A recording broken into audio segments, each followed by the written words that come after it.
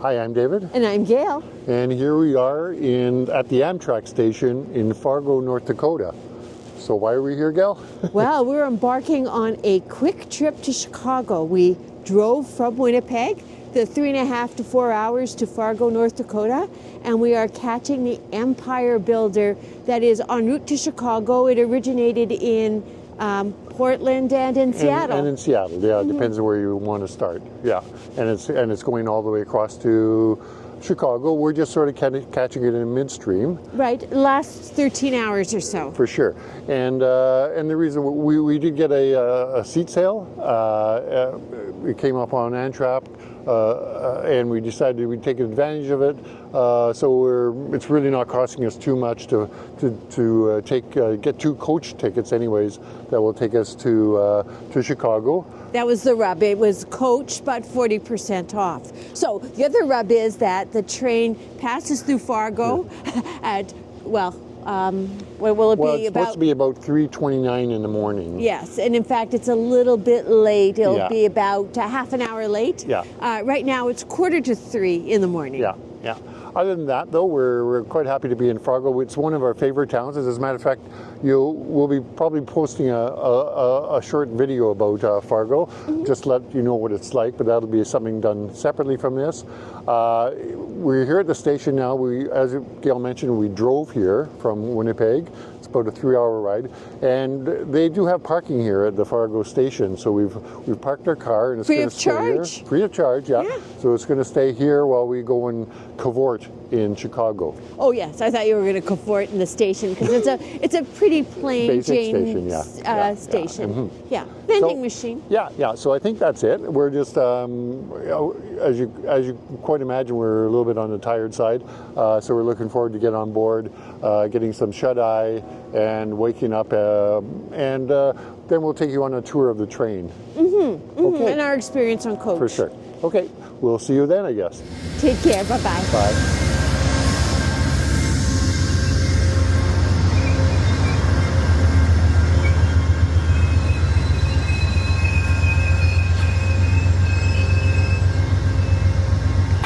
Okay. Here are the coaches. Coaches? Yep.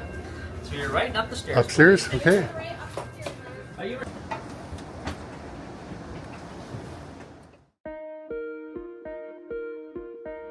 Good morning. David and I are in the Sightseer Lounge enjoying our breakfast. And it's a bit of a surprise. It's gratis today because the cafe car is closed for the duration of our trip.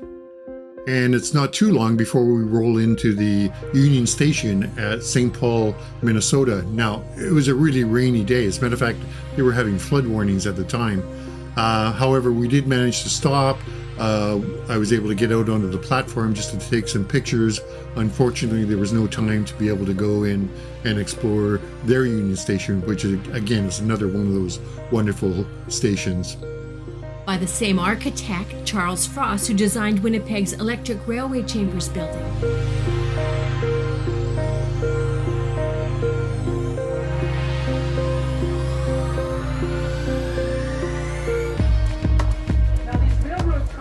This morning there was a presentation by the Trails and Rails program of the National Park Service. Yeah, these are volunteers who come onto the train and give us little talks. In this case, it was all about the Mississippi River, which we were following as we made our way towards Chicago. As the river expands, it's a spawning pool area for fish and amphibians. Those are like frogs and toads.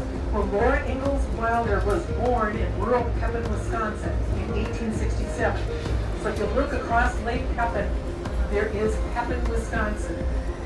Her first book, Little House in the Big Woods, describes a visit to the village of Pepin and a picnic on the shores of this lake. Boats are locked up and down.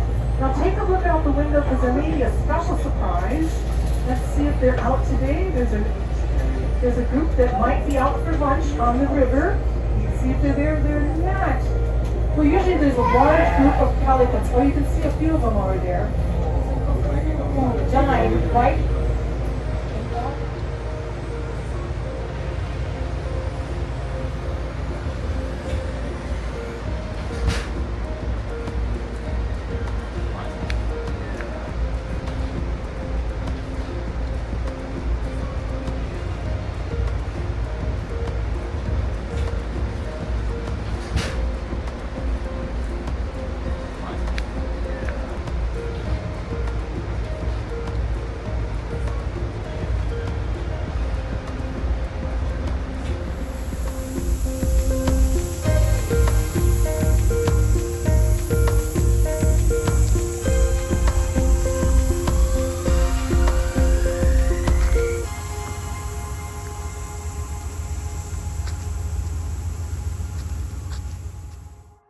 So these are our two coach seats.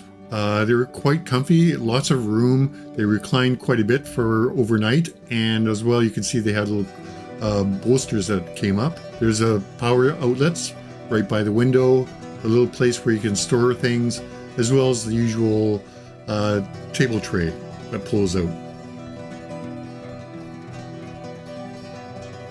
We traveled with 2 large knapsacks and 2 small bags each.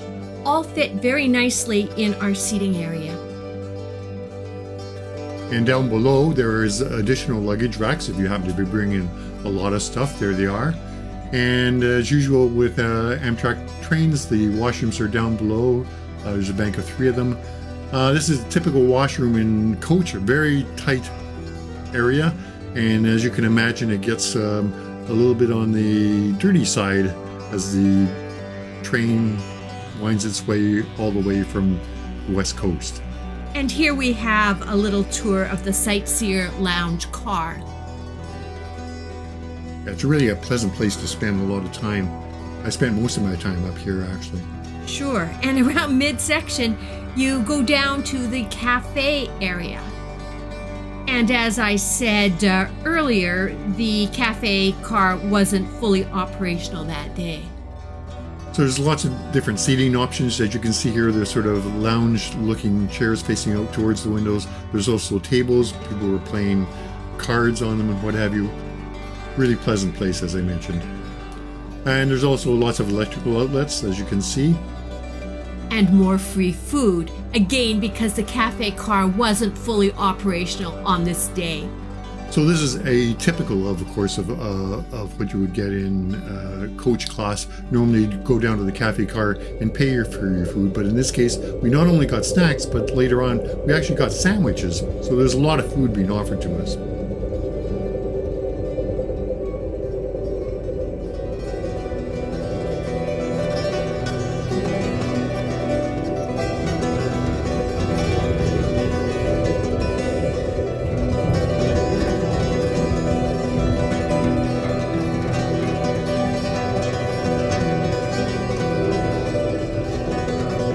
So here's a few tips for taking pictures through train windows.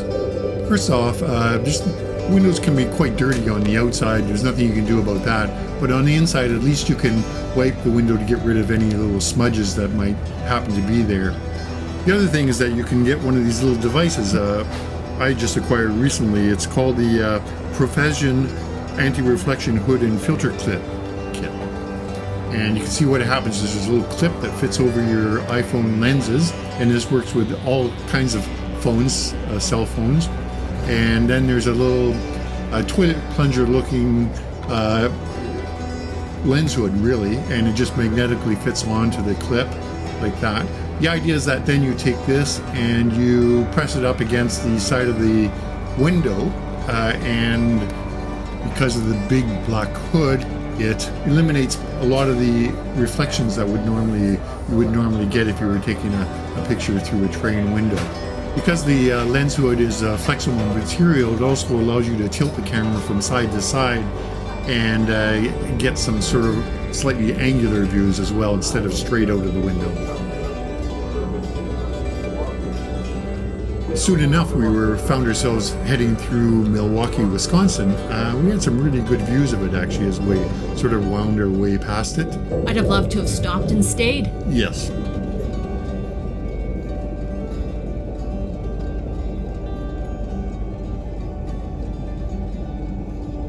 But instead, we were heading into Chicago. And its wonderful skyline that comes into view long before you reach the station. That's right. You have to watch for it, but there it is. It was a nice clear day. For a day that started off rather rainy, it turned out quite nice once we got into Chicago. And what an entree into this great city, the Union Station. We'll pass through and have a bit of a glimpse of it, and then continue on our way to our hotel. It's a 20-minute walk to the historic Congress Plaza Hotel on South Michigan, where we'll be spending the next couple of days. So let's just take a look.